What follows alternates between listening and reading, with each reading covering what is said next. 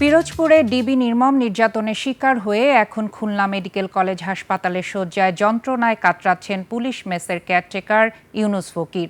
চুরির অভিযোগে তার উপর চালানো হয় নির্যাতন। এ ঘটনায় জেলা ডিবির ওসিকে সাসপেন্ড করা হয়েছে। পিরোজপুর ও খুলনা প্রতিনিধির তথ্য ভিডিওতে সুমন সিদ্দিকীর রিপোর্ট।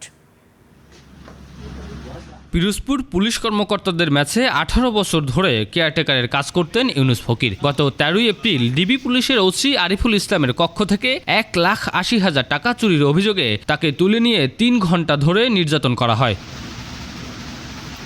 নির্যাতনের মুখে ইউনুস টাকা ফেরত দিতে রাজি হন। পরিবারের সদস্যরা ঋণ করে সেই টাকা পরিশোধ করেন। পরে জানা যায় টাকা চুরি করেছিলেন ম্যাচের অন্য এক পরিচ্ছন্নতা কর্মী। সত্য আড়াল করতে এবং ঘটনা ধামাচাপা দিতে ইউনুসকে মামলা না করার হুমকিও দেওয়া হয়। মোম আইনে ধরছে, ওই মোম গলাইয়া দুই ঠ্যাং পাড়াই ধরছে, আর ওই বডিগার্ডের এক ঠ্যাং আমার বুকের উপর, হ্যান্ডকাপটা আপনার দেওয়া হের উপর পাড়াই ধরছে। হাতটা দাগ হয়ে গেছে, অবাস হয়ে গেছে আঙ্গুলটা।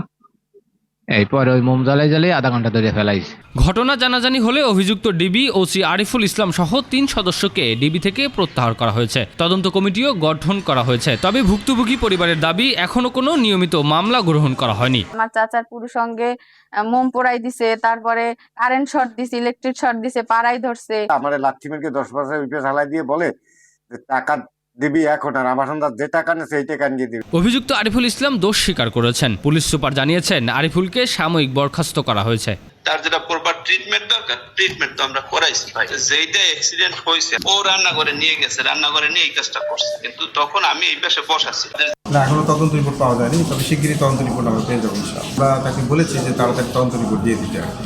চিকিৎসার খরচ এবং সুদে নেওয়া টাকা ফেরত দিলেও পঙ্গু প্রায় ইউনুস আর স্বাভাবিক জীবনে ফিরতে পারবে কিনা তা নিয়ে তৈরি হয়েছে সংশয়।